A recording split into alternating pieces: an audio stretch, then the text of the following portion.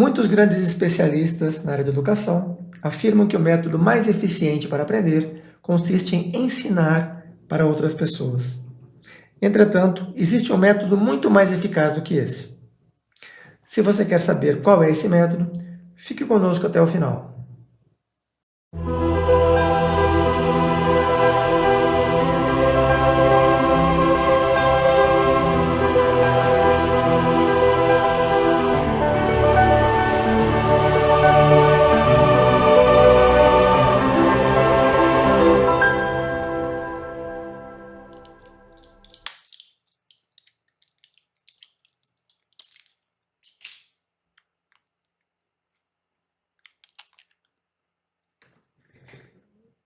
Deixa eu pôr uma pastilha para a garganta, minha tosse está ficando forte, minha garganta tá raspando, está começando a doer. Vou tentar terminar rapidamente.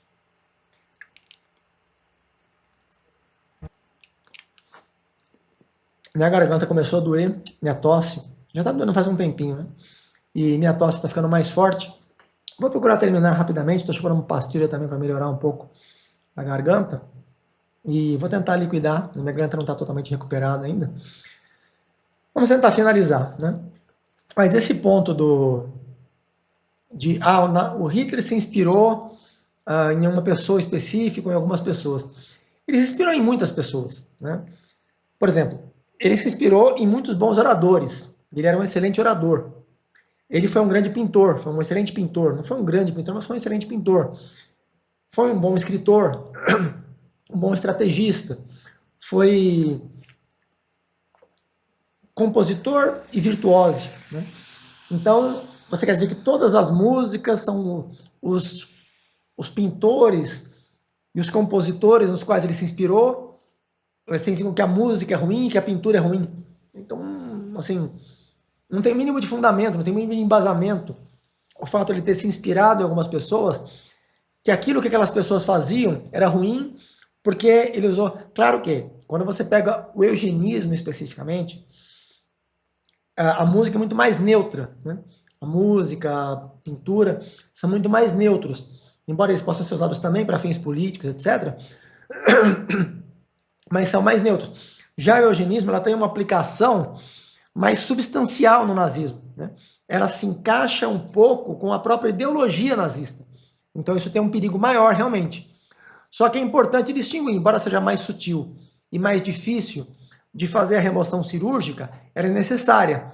Porque se você tem, por exemplo, o cara tem um câncer no dedo, você vai cortar o braço inteiro porque tem um câncer no dedo? Não. Se você consegue isolar o câncer no dedo e ver até onde ele foi ramificado, né? Se você corta só a pontinha, está errado. Você tem que verificar até onde se ramificou. Vê até onde se ramificou, faz uma radioterapia, neutraliza as suas regiões e você vai amputar o necessário para remover o perigo. Não além disso, né?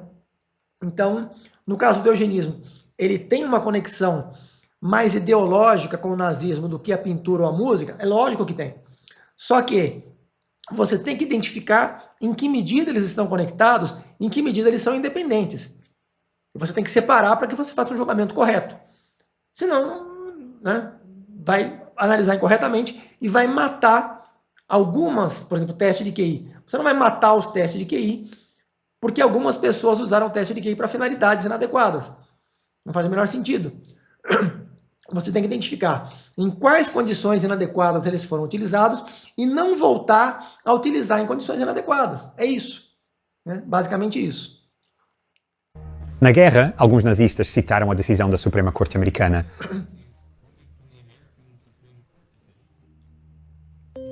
Dada essa história terrível, acho compreensível que muitas pessoas hoje em dia desconsiderem completamente o QI. Não é compreensível, né? E nem é por isso, na verdade. Os motivos reais são por preconceito. Geralmente são pessoas... São vários grupos, né? Não dá para generalizar porque são grupos diferentes. Mas tem vários grupos de pessoas que têm rejeição ao teste de QI. Ou porque elas não conseguem aprender matemática e estatística. E aí, elas criticam os testes de QI porque eles utilizam matemática e estatística. Então, como elas não têm capacidade para aprender aquilo, elas criticam aquilo como sendo uma coisa ruim. É um preconceito, simplesmente assim, né? Outras pessoas criticam o teste de QI porque elas foram mal no teste de QI, ou elas conhecem alguém, ou tem alguém próximo que foi mal no teste de QI, e elas são contra. Ou tem casos que elas foram bem em teste de QI, foram muito bem, acharam muito fácil, e entenderam que aqueles testes não são adequados para medir inteligência nos níveis mais altos. Mas aí já é um erro de generalização excessiva, né? Porque os testes são bons para 70 a 130. Se ela gostaria que eles fossem aplicados até 150, ou ela tem que usar outro teste, ou ela própria desenvolver um teste para isso, ou ela tem que compreender que aqueles testes não são para aquela finalidade, né? Você tem uma balança de farmácia que pesa até 150 quilos. Vai se ver uma pessoa de 200 quilos, uma balança não vai conseguir medir, vai quebrar a balança, não vai medir corretamente.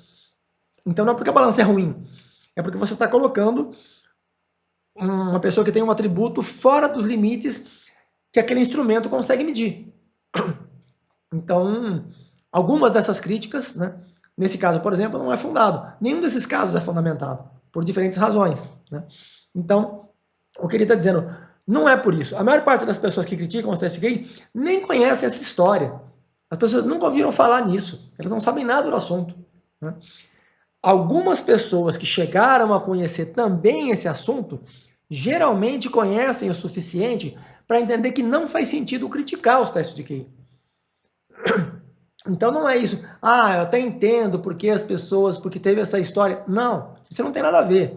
As pessoas que criticam o teste de QI nem conhecem essa parte da história, nunca nem ouviram falar nisso, não sabem nada do assunto.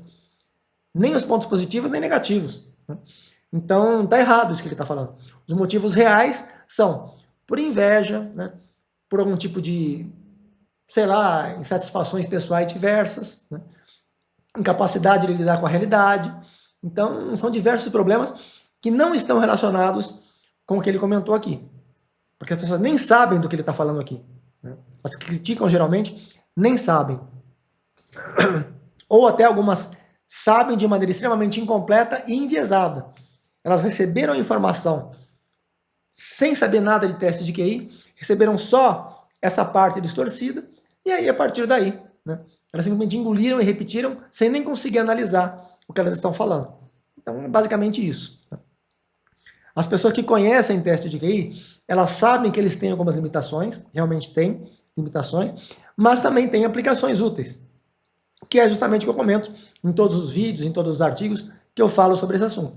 Então, existem muitas aplicações, e esse vídeo eu achei interessante, porque ele foca justamente nisso. Geralmente meus vídeos são mais técnicos, são abordagens mais conceituais ou quantitativas, né? Estatísticas, etc.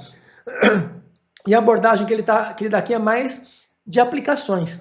Então eu achei interessante para complementar o que eu costumo apresentar nos meus vídeos, porque ele dá uma abordagem diferente, né? Na ciência da inteligência, há uma série de coisas que esses primeiros pesquisadores erraram. Uma razão é que a genética não determina completamente o QI. Você pode quantificar os efeitos da genética versus ambiente? Quando você olha para estudos com gêmeos, em média, ao longo de toda a vida, é cerca de 50 e 50 hereditariedade e ambiente. Na verdade, está errado, né? Porque ele não mede a correlação do ambiente. Ele só mede a correlação do QI e ele presume que o restante é consequência do ambiente. Está errado, né? Você tem a incerteza no teste. Se for de múltipla escolha, tem mais esse efeito de ruído. Geralmente tem restrição de faixa, né? Então tem 3 elementos fundamentais aí que não podem ser negligenciados porque eles afetam muito o resultado. Se ele está falando de 50% de variabilidade, quer dizer mais ou menos 0,71 de correlação, né? Raiz de meio é 0,707, né? Raiz de 2 sobre 2. Então, se for 0,71 de correlação medida, você tem que considerar, mais ou menos pela restrição de faixa, já subiria para um 0,9, né? Porque ele pega uma faixa de 70 a 130 e vai expandir para uma faixa de 0 a 200. Então, esse já vai ter 0,92 mais ou menos só nessa migração, só nessa correção por restrição de faixa. Quando você considera que, além disso, são testes de múltipla escolha, você tem que aplicar mais um aumento de 20%, né? Não é um aumento de 20%, é 25%, na verdade, né? Você tem que dividir por 0,8, né? Vai ser um aumento de 20%, que é justamente para você, não é você multiplicar a correlação, você tem que fazer da maneira como eu descrevo no meu artigo, que está no SSRN. Antes, você tem que fazer uma transformação não linear, depois você vai aumentar, né? Vai multiplicar por 1,25. E tem que considerar mais a incerteza no teste, que eu não sei quanto é que é o teste nesse caso, mas vai aumentar mais uns 10 a 20%. No fim das contas, essa correlação, que ele está 0,71, vai aumentar para uns 0,96. Né? Essa é a correlação plausível, né? Verdadeira. Menos, na verdade. De 0,94, mais ou menos. Né? 0,94. Vai ser uma correlação plausível, verdadeira, entre as variáveis. Isso significa que a porcentagem explicada seria 0,88, mais ou menos, 0,86, 88. Né? Então, ele falou 50%? Não, está errado. É uns de 80% a 90%. Né? Uma estimativa conservadora seria mais de 80%, podendo chegar a 90% da variabilidade que é explicada pelo QI. Então, é explicada pela hereditariedade. Né? Então, é muito mais do que os 50% que ele falou. É porque ele está usando uma métrica inadequada, por isso que ele está chegando nesse resultado. Mas o correto é de cerca de 80% a 90% da variabilidade é explicada pela carga genética, no caso da inteligência. Então, né, é bem alto, na verdade, bem razoável, né, na verdade. Simplesmente não pode, por razões éticas, estimar isso em humanos, sabe, com um grau razoável de certeza, ou, dada a minha leitura... Aqui ele está errado, né? Não tem nenhum problema ético em você fazer esse tipo de estimativa. De qual porcentagem. É estritamente científico isso, não tem nenhum problema ético envolvido aí. Dessa literatura é uma faixa bastante ampla, provavelmente entre 40% e 70%.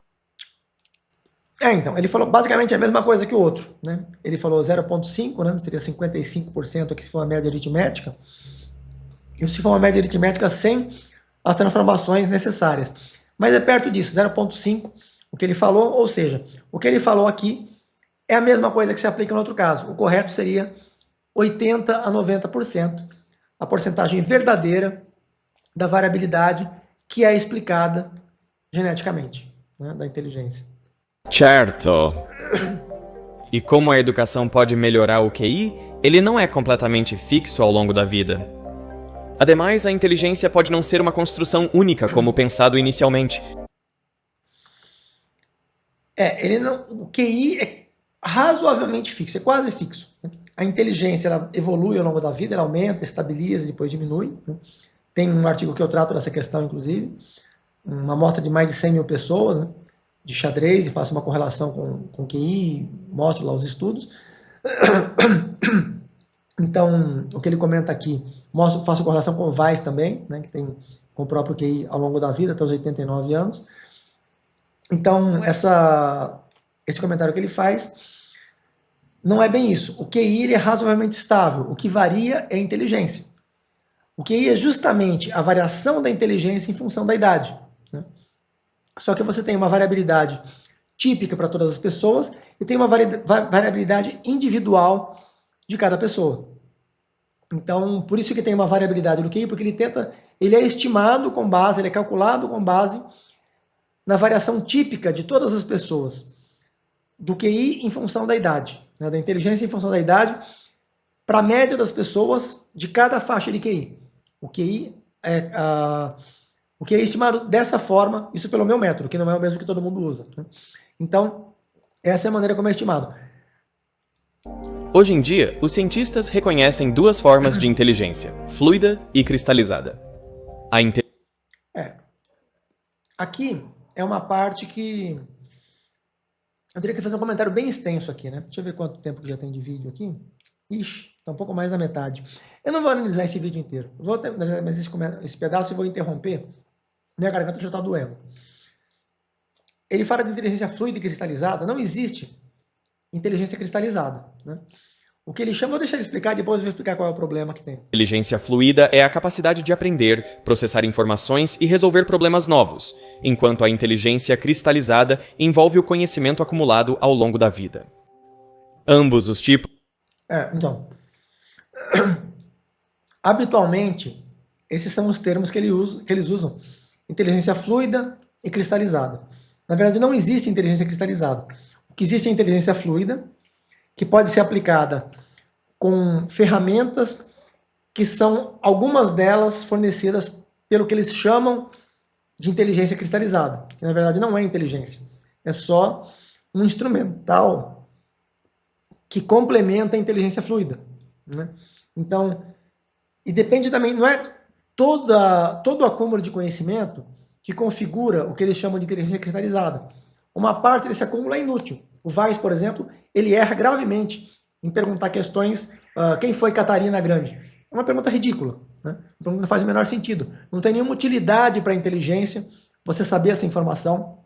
Se você não sabe e logo em seguida você aprende, isso não aumenta em nada a sua inteligência. Vai ficar do mesmo tamanho. É diferente de você saber, por exemplo, fazer comida, andar de bicicleta, conhecer a teoria da gravitação, usar a fórmula de Bhaskara, resolver questões diversas de álgebra, de aritmética, conhecer algumas fórmulas físicas ou matemáticas para diferentes finalidades, conhecer heurísticas diversas para lidar com certos problemas, conhecer comportamentos típicos de certas pessoas em certas situações, né? Então, esses são conhecimentos importantes porque eles têm aplicação abrangente. Eles são aplicados em muitos casos. Agora, você saber a capital de um país, né? Saber em que ano viveu tal pessoa, isso é inútil, né? Pode até ter uma utilidade muito restrita, mas isso não altera a sua inteligência. Agora, se você aprende uma nova heurística que você vai usar para resolver problemas com mais eficácia, essa heurística vai ter uma utilidade muito grande, né? Não vai aumentar dramaticamente a sua inteligência, mas vai aumentar um pouquinho. E à medida que você conhece várias heurísticas, essas várias heurísticas em conjunto podem promover um incremento substancial na inteligência, né? Então, e aí veja bem, esse conhecimento que você tem não é uma inteligência, é um recurso que é utilizado pela inteligência. Então, inteligência fluida é a própria inteligência. O que eles chamam de inteligência cristalizada não é inteligência, são recursos complementares que são usados na inteligência. Então tem um problema aí, né, etimológico, e que quase todos mencionam esse tipo de coisa. E, nesse caso, a distinção inteligência fluida e cristalizada é o que está no topo da crista da onda da psicometria. É razoável, assim, não são termos bizarros, né? Agora, quando você fala inteligências múltiplas, inteligência emocional, aí já é bizarrice, completamente ridículo, né? Por que é ridículo? Primeiro, existe inteligência, existe emoção. Não existe inteligência emocional. Existe controle emocional, existe habilidade de socialização, né? Mas isso não é uma inteligência social, uma inteligência emocional. Você tem habilidades sociais que dependem da inteligência, mas não é um tipo de inteligência.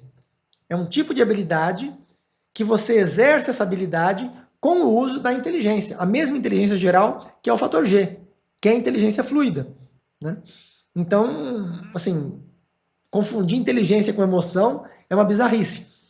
E o termo inteligência emocional é muito usado porque os empresários não têm noção do que eles fazem, né? Alguns têm, alguns são inteligentes, por exemplo, Musk, uma pessoa extremamente inteligente, só contrata pessoas inteligentes. E não pessoas que têm uma inteligência emocional, né? Tem uma inteligência emocional. Não, isso é bobagem, né? Inteligência emocional serve, na verdade, para enganar, né, bobos, tanto os que contratam quanto os que vão tentar desenvolver esse tipo. Porque a inteligência emocional, quando o Goleman começou com esse negócio de inteligência emocional, para validar os testes de QI, ele teve que obter correlações positivas com o teste de QI. Ou seja, ele teve que mostrar que as pessoas com QI mais alto são também as que têm QI mais alto. E o que acontece na verdade? Não é que as pessoas são mais necessariamente, que elas têm aquela característica medida pelo QI. Na verdade, simplesmente, por terem inteligência mais alta, elas estão mais capacitadas para identificar o que o examinador gostaria de receber como resposta com base naquela pergunta. Aquele tipo de pergunta, né? O examinador quer um certo tipo de resposta, que não depende da capacidade da pessoa, depende da honestidade, e é muito mais fácil para eles mentirem, inclusive. Então, a inteligência emocional vai selecionar pessoas desonestas, geralmente, né? São mais propensas a mentir para atender o que o examinador gostaria de receber como resposta. Então, já começa por aí a palhaçada, né? E o Goleman precisou encontrar uma correlação positiva, quer dizer, as pessoas que dão as respostas que o examinador gostaria de receber, elas precisam ser mais inteligentes para isso e precisam ser desonestas também. Não é só ser inteligente, porque se ela for inteligente, mas ela for honesta, ela vai dar a resposta que ela considera correta e não aquela que ela acredita que o examinador espera receber. Então ela vai ter um score pior, ela vai ser penalizada por ser honesta. Então é ridículo, né? Você usar a inteligência emocional para selecionar funcionários, colaboradores ou para qualquer coisa, você está pegando pessoas incompetentes e desonestas. Ou aquelas que são competentes são desonestas.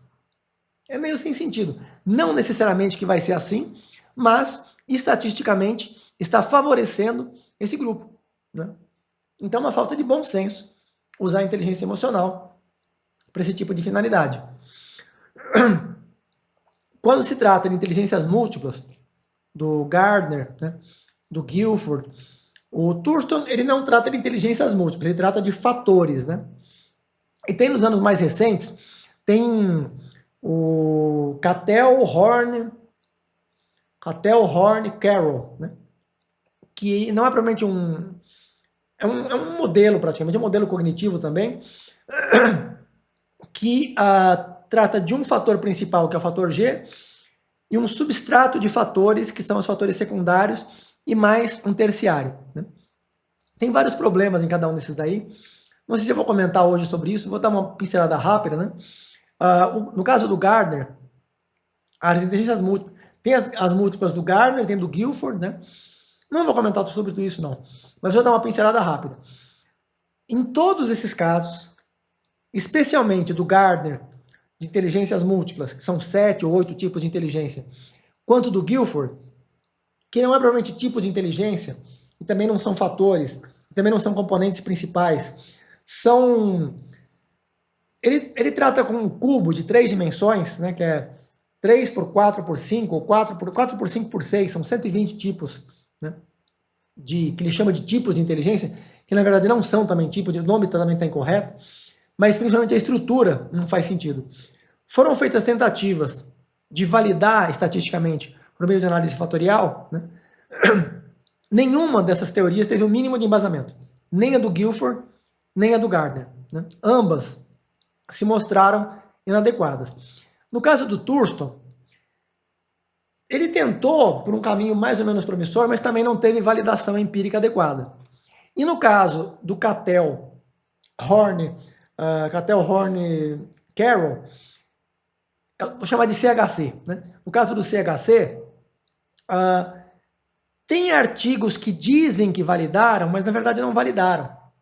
Eles mostram, por exemplo, um fator G com 0,5 de carga fatorial, depois eles mostram um segundo fator com 0,1, depois um outro com 0,08, né? E vão diminuindo. Só que esse fator de 0,1 é inteligência fluida. A inteligência fluida, ela não é independente da inteligência geral. Ela está correlacionada a 0,9 com a inteligência geral, né? Então, quando você faz análise fatorial, são fatores independentes. E aí não são fatores independentes. Então já tem um erro conceitual aí que já matou, né? Já não funciona. Não é ruim, é um modelo plausível, inclusive, mas a rigor está errado, né? Então, o que nós temos de melhor, de mais plausível tecnicamente, é o fator G do Spearman. Isso é bem documentado, tem alguns detalhes também que precisam ser criticados, tem inclusive um artigo na Sigma Society que tem algumas críticas a isso, mas é razoável. O mais razoável que nós temos é do fator G. Do Goleman é bobagem, né? Inteligência emocional é bobagem. Do Gardner, inteligências múltiplas, é bobagem. Do Guilford, do Cubo, né, com vários 120 tipos de inteligência, é bobagem. Do Thurston, não é bobagem. Conceitualmente, a ideia do Thurston é interessante. Ela é parcimoniosa, ela é bem fundamentada conceitualmente, a nomenclatura é mal planejada, ele tem erro de nomenclatura, né? Mas ela é plausível, né? Daria para construir alguma coisa a partir dali, só que ela não seria muito útil, porque o primeiro fator já pega 90%, 80% da variabilidade. Então, todos os outros fatores somados vão pegar 10% a 20%. Então, você vai dividir entre todos os outros fatores, né, esses 10, 20% restantes. E o primeiro fator sozinho já vai responder por 80%, 90% da variabilidade. Então, não ajuda muito você ter vários outros fatores. Mas, se fossem bem quantificados, né, seria um complemento interessante aí. Só que o Thurston não conseguiu fazer isso de maneira totalmente rigorosa, totalmente adequada. Ele deu uma ideia, que é uma ideia até boa, mas não foi bem sucedida. E no caso do CHC, representa inclusive um avanço em relação ao Thurston, né? É melhor do que o Thurston, mas também não tem o rigor necessário para que tenha uma validação robusta. Não tem uma validação correta. Tem falsas validações, né? Inclusive eles têm até os cálculos das correlações. Tem um artigo de 2023, inclusive recente, tem um mais antigo, acho que é de 2005, e tem um de 2023, que tem todas as cargas fatoriais, né, dos componentes do substrato, só que está errado. São valores que foram, eu não sei como é que ele chegou naqueles valores, mas estão errados. Porque se você tem uma correlação entre o fator G e a inteligência fluida, que eles chamam de inteligência fluida, que na verdade é inteligência, não tem diferença, né, de 0,9, você não tem como ter um segundo fator ali. Aquele segundo fator não existe, né? Para que fosse um fator independente, você não poderia ter uma correlação com o fator principal. Os fatores são todos eles independentes uns dos outros. Senão não são fatores. Você não está usando o significado de análise fatorial, está sendo usado de maneira inadequada aí, né? Então, não faz sentido isso. Então, vou cortar por aqui, não vou aprofundar. Talvez eu até aprofunde no futuro, talvez num artigo, né? Talvez eu coloque isso mais num artigo em vez de fazer um outro vídeo. E eu não vou prosseguir porque a minha voz realmente acabou minha pastilha, inclusive minha garganta está doendo já. Eu estou com tosse, então eu vou interromper, né? Espero que vocês tenham apreciado. E se gostaram, compartilhem, né? Divulguem o canal, se inscrevam no canal, assistam os outros vídeos que eu comentei aqui que são interessantes também, né? Geralmente eu não faço essa chamada no final, mas disseram que eu tenho que fazer sempre, então eu vou fazer a chamada aqui, né? Eu acho que para quem ficou até o final, nem preciso fazer a chamada. E para quem não ficou, não adianta eu fazer, porque não vai assistir. Então, não sei se adianta muito essa chamada, mas estou fazendo aí, né? Seguindo as recomendações. Então é isso. Obrigado a todos pela atenção e até breve, se Deus quiser. Geralmente, os especialistas em educação falam sobre 4 métodos de aprendizado. O primeiro consiste em você apenas ler ou ouvir os conteúdos. Você apenas memoriza aproximadamente e depois tenta reproduzir. O segundo método consiste em, além de você ler ou ouvir, que você também escreva, porque isso você fixa de 2 maneiras diferentes. Você usa 2 tipos diferentes de memória e com isso você fixa melhor a informação. Entretanto, ainda é apenas um método de memorização mecânica, relativamente superficial e ineficaz. O terceiro método consiste em, além de você ouvir ou ler e você também escrever, você resolver exercícios aplicando aquilo que você está aprendendo. Isso faz com que você tenha contato com uma variedade de outras alternativas, além daquelas que você está tomando contato. Então você precisa fazer generalizações e aplicar essas generalizações da aplicação do que você aprendeu. Isso força você a realmente tentar compreender o conteúdo, em vez de você apenas memorizar e repetir. Entretanto, ainda é um método relativamente superficial e não leva a uma compreensão profunda e completa do conteúdo. Por isso que os especialistas geralmente recomendam que, além de você ler ou ouvir, você também escrever e você resolver exercícios, que além disso você explique para outras pessoas. Porque quando você explica para outras pessoas, isso exige que você realmente prepare uma compreensão suficiente para que você vá além daquele conteúdo que foi abordado. Porque você tem que estar prevenido, você tem que estar preparado para quando a pessoa apresente dúvidas, você consiga esclarecer essas dúvidas de maneira adequada. Então não adianta que você apenas aprenda aquele conteúdo que foi apresentado, mas que você vá além daquilo, que você procure por ramificações que não foram abordadas, mas que também são necessárias para a correta compreensão do tema. Então acaba exigindo mais de você para que você consiga realmente cercar os detalhes, pegar as nuances e as variações mais sutis daquele conteúdo. Isso acaba levando a uma compreensão melhor do que se você apenas resolver os exercícios. Entretanto, existe um método que vai além. E esse método é quando você debate com outras pessoas.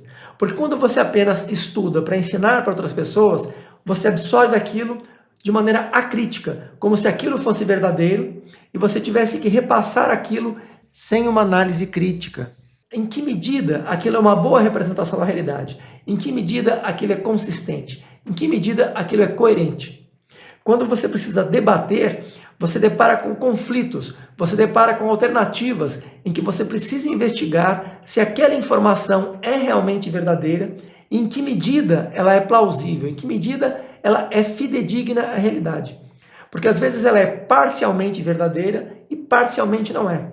Ou ela é verdadeira com uma certa probabilidade de verdade, entre outras possibilidades. Por isso que quando você é levado a debater aquilo que você aprende, aquilo que você deveria supostamente aprender, mas que muitas vezes as pessoas não aprendem, porque na escola não se faz isso, quando você é levado a debater sobre aquele tema, você é confrontado com posições diferentes das suas.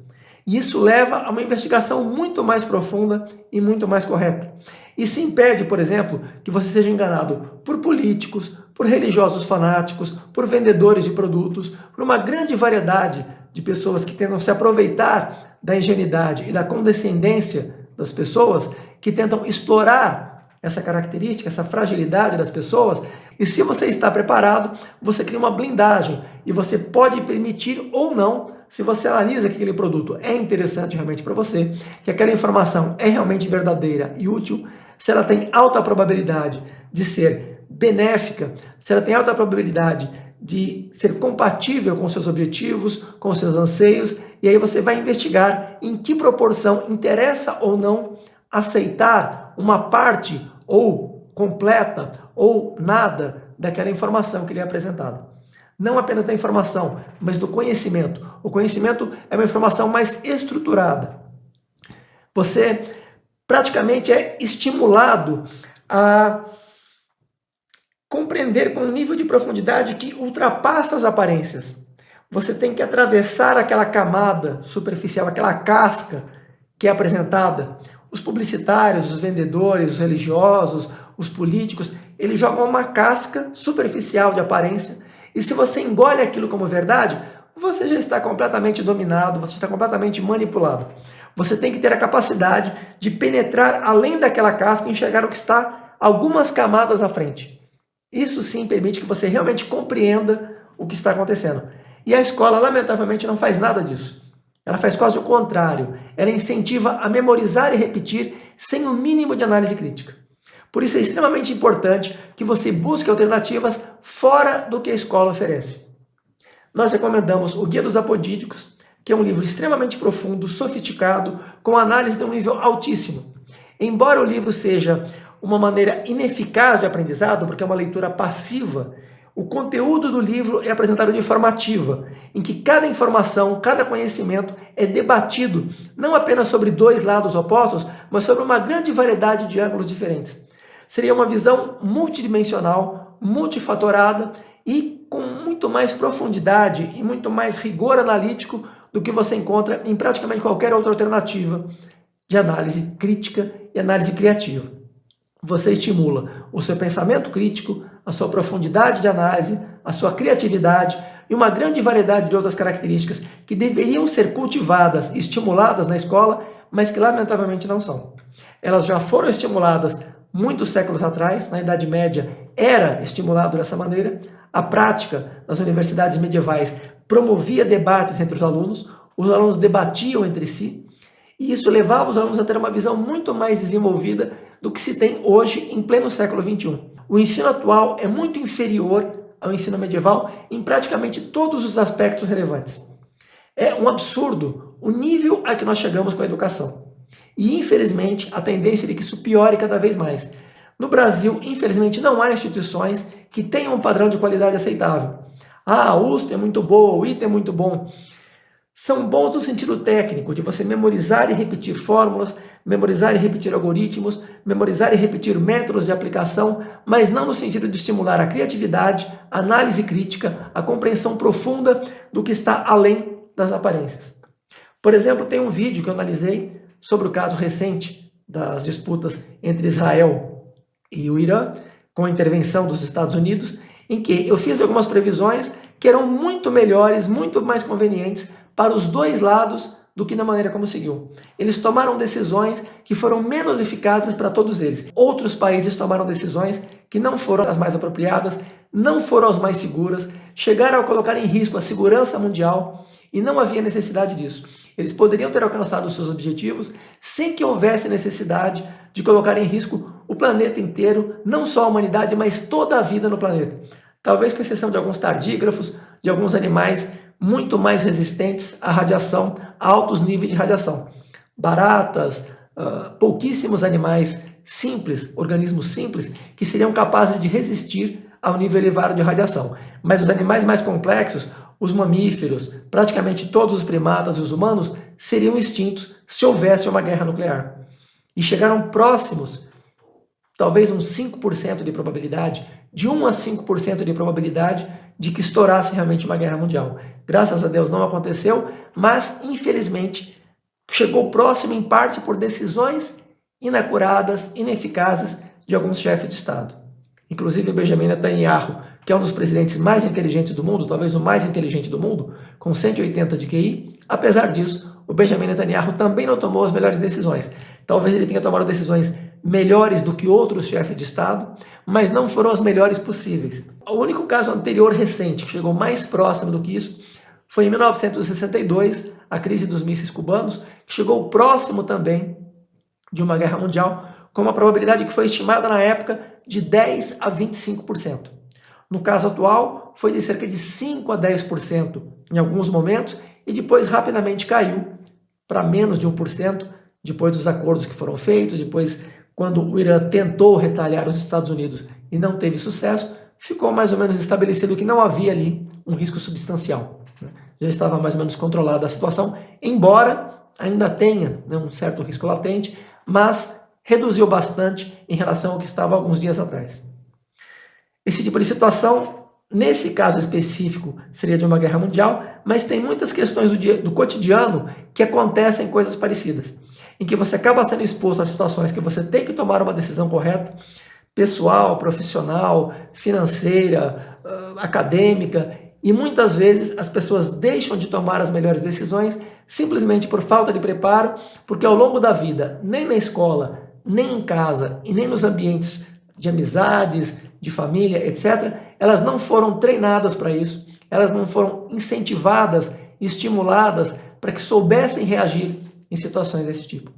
No Guia dos Apodíticos você encontra uma larga variedade de situações nas quais muitas questões científicas, filosóficas, sociais, econômicas são analisadas com um nível de profundidade altíssimo, um dos mais altos que você pode encontrar em praticamente qualquer obra de qualquer gênero.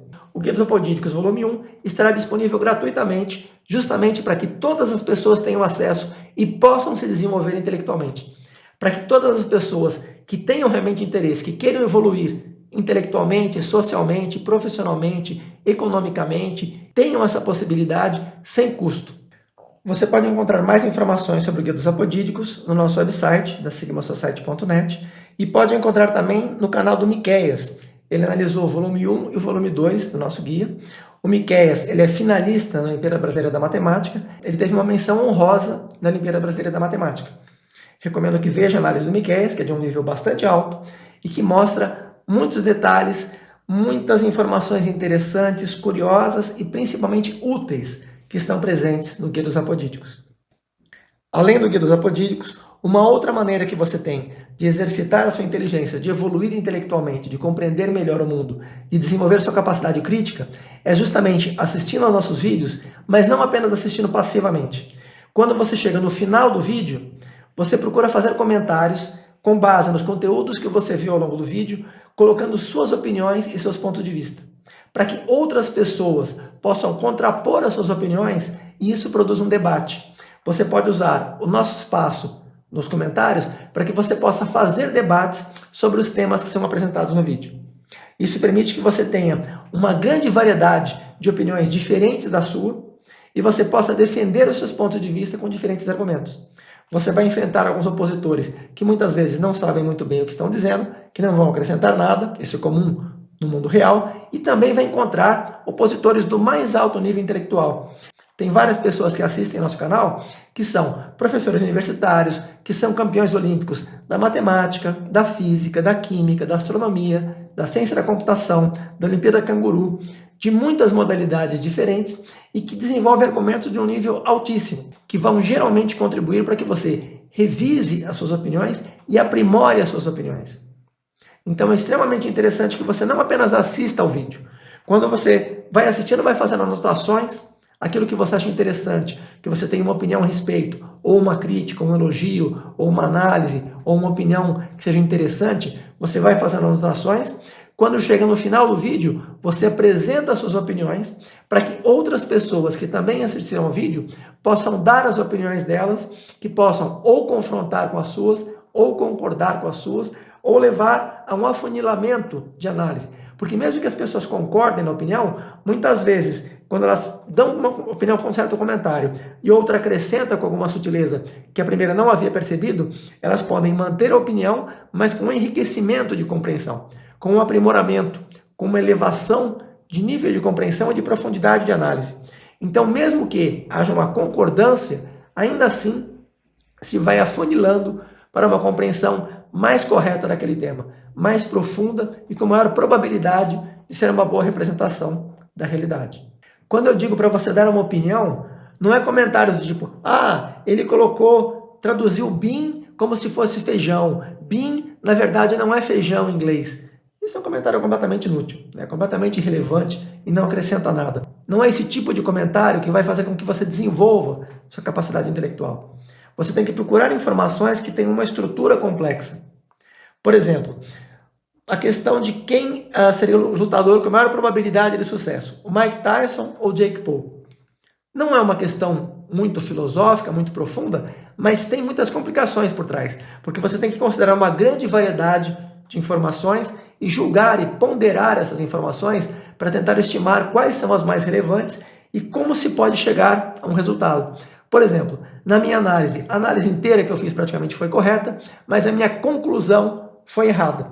Eu superestimei o Mike Tyson, porém, toda a análise que eu fiz sobre o que aconteceria se tal coisa acontecesse, como ele deveria proceder, como cada um deles deveria reagir, toda a análise foi correta, exceto a conclusão final, que eu imaginava que o Mike Tyson fosse o favorito, que ele iria vencer, e na verdade ele acabou perdendo. Mas estava um nível bastante equilibrado, Eu estimava 55% a 45% de probabilidade, talvez 60% a 40%. Então estavam níveis bastante próximos, Não havia ali uma diferença significativa. Então, o fato de ter errado no resultado final não é tão importante quanto o fato de ter acertado na grande maioria dos elementos estratégicos importantes para a compreensão do que cada um deveria fazer para ter o melhor resultado possível. Porque na vida é basicamente isso.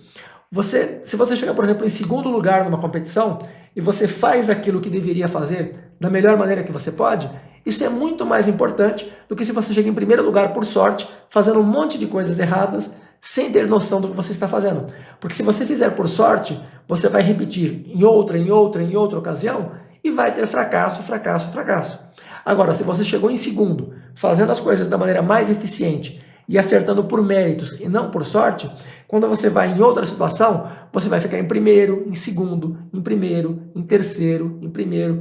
Em várias outras ocasiões, você vai manter um nível alto de resultados. Você pode não ficar em primeiro todas as vezes, mas você vai manter um alto nível de performance. Ao passo que, se você tiver ganho por sorte, fazendo tudo errado e acertou apenas por sorte, você vai em outra competição, você vai acabar se dando muito mal, vai ficar abaixo da média, não vai nem ficar entre os primeiros classificados. Então, é muito mais importante a metodologia, a compreensão, saber o que você está fazendo, tomar boas decisões, do que você alcançar necessariamente um resultado positivo no final. Porque você pode não alcançar numa vez, mas você faz 2, 3, 4, 5, 10 tentativas, a grande maioria dessas tentativas vão lhe render bons resultados. Ao passo que se você faz por sorte, obviamente, a grande maioria, dependendo do número de concorrentes, você vai se sair mal.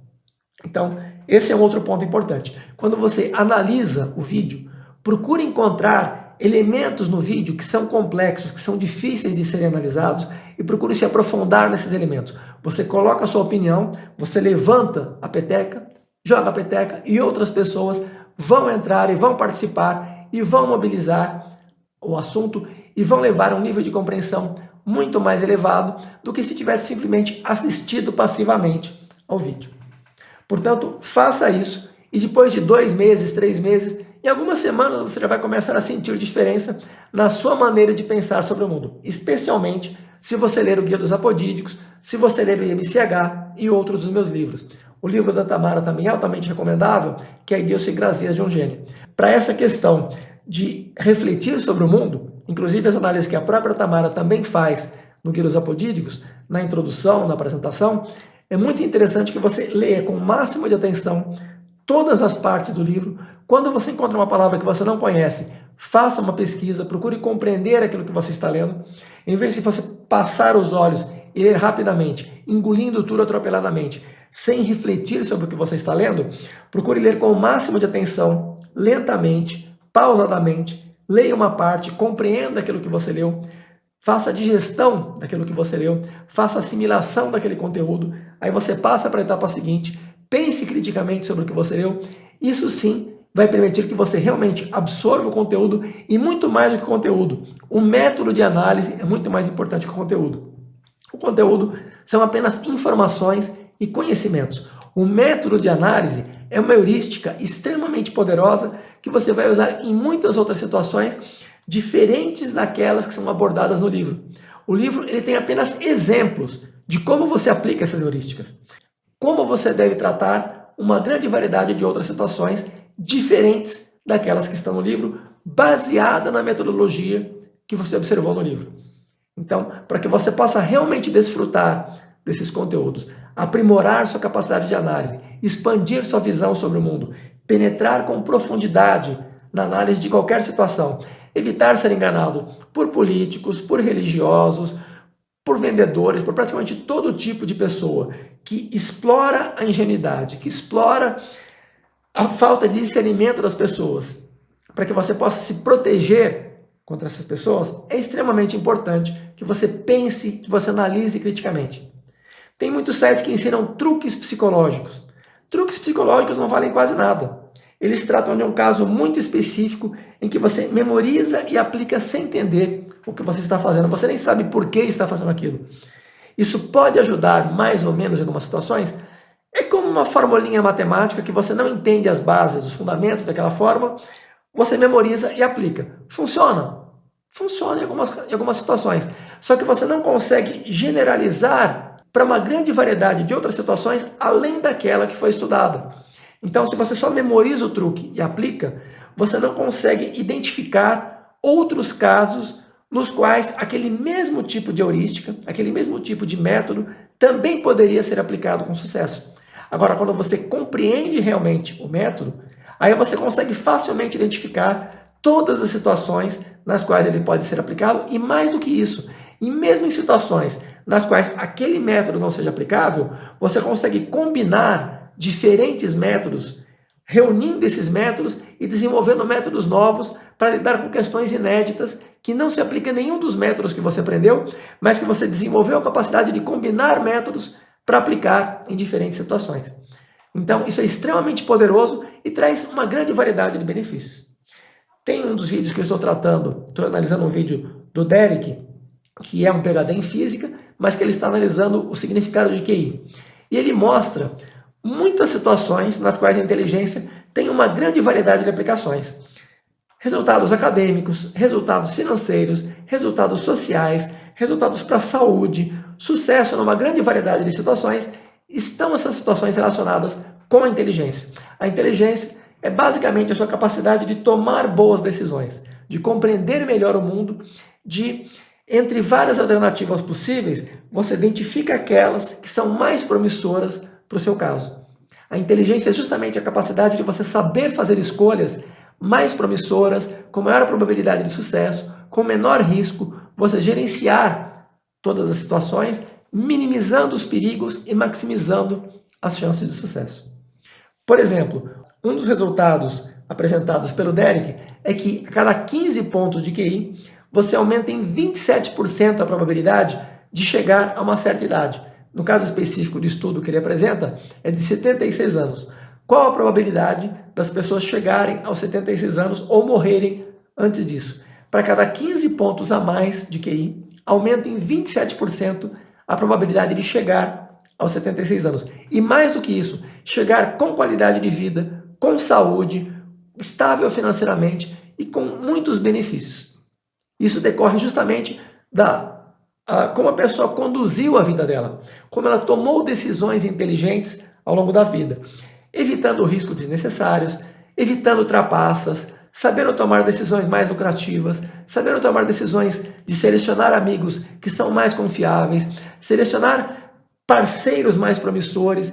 Então são muitas decisões que a pessoa toma ao longo da vida e o acúmulo dessas decisões leva a maior prosperidade, mais saúde, mais sucesso social, financeiro, acadêmico e muito mais, né?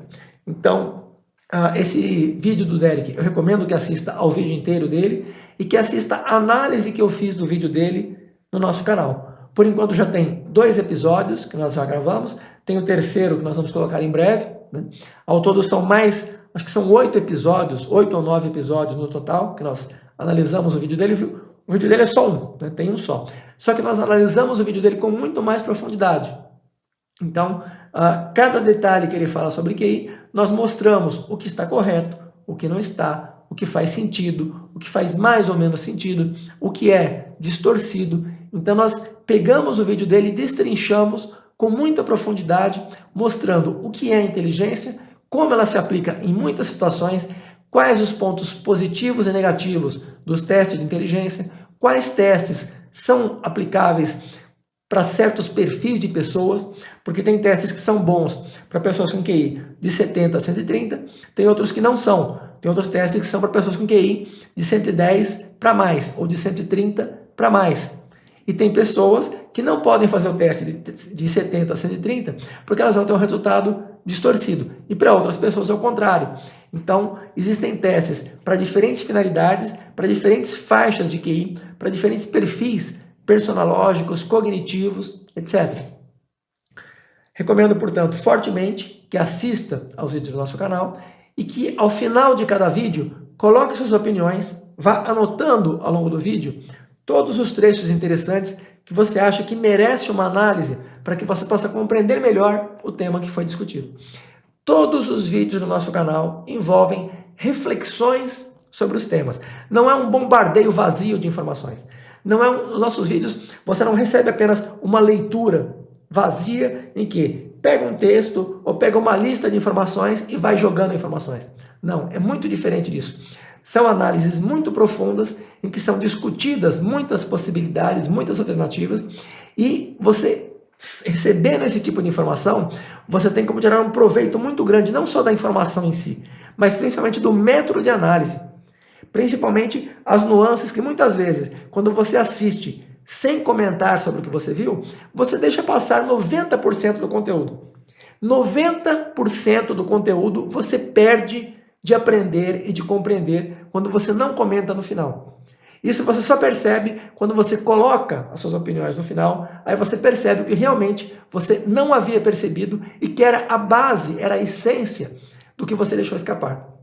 E isso acontece com mais de 99,9% da população. A cada 1000 pessoas, tem uma que consegue compreender razoavelmente o que foi apresentado. 999 em cada 1000 pessoas não compreendem corretamente o que foi apresentado, não só no meu vídeo, mas em praticamente qualquer livro de alto nível.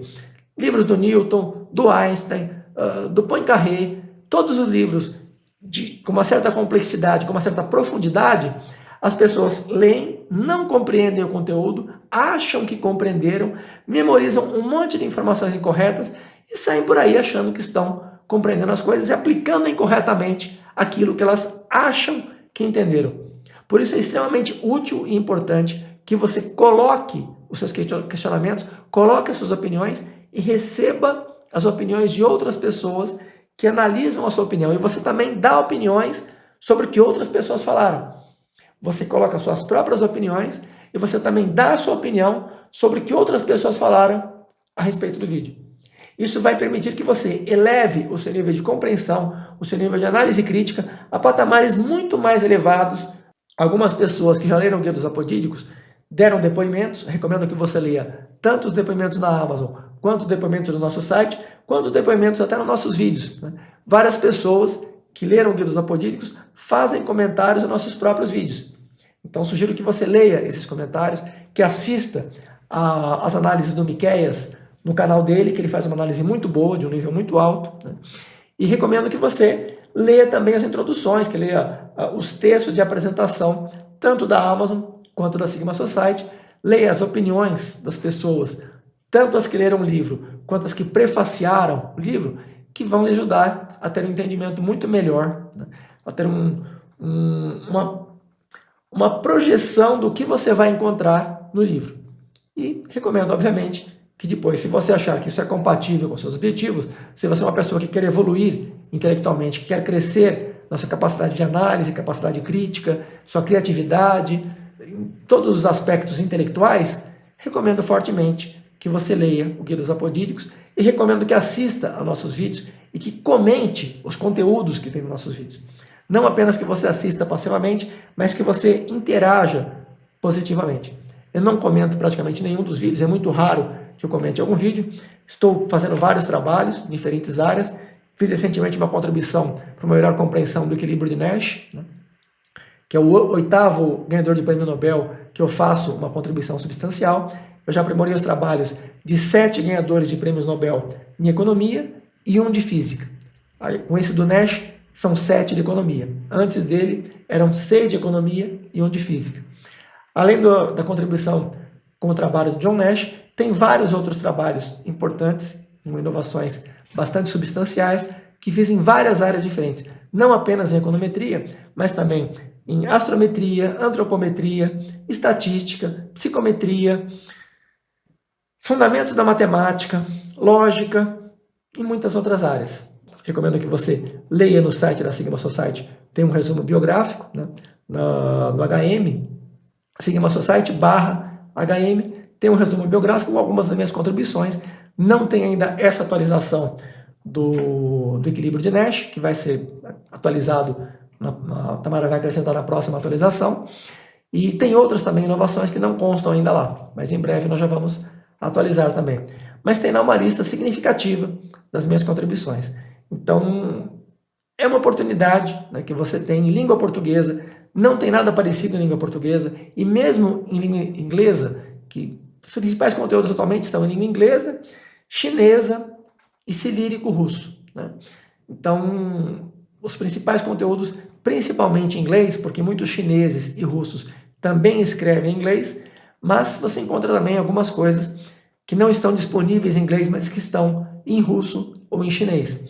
E em língua portuguesa é muito carente, são poucos conteúdos de alto nível que você tem em língua portuguesa. E nesse caso você tem conteúdos de nível top mundial disponível no seu idioma nativo.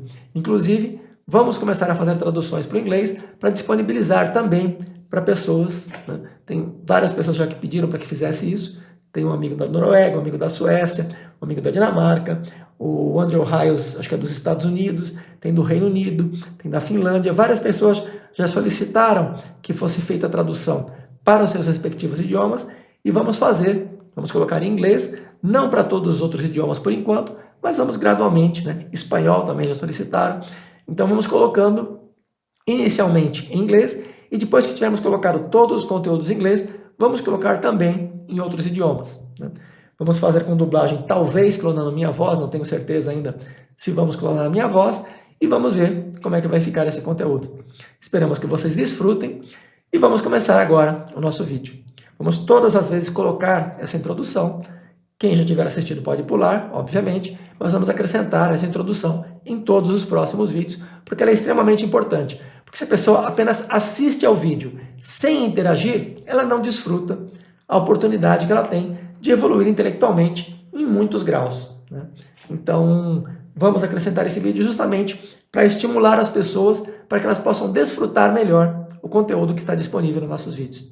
E também, é claro, convido todos vocês para curtir os nossos vídeos, para compartilhar o nosso canal, para trazer mais pessoas para que também possam evoluir intelectualmente e possam fazer o nosso canal crescer cada vez mais, para que tenhamos incentivo para fazer cada vez mais conteúdos de alto nível, para que vocês possam desfrutar. Obrigado a todos pela atenção e até breve, se Deus quiser.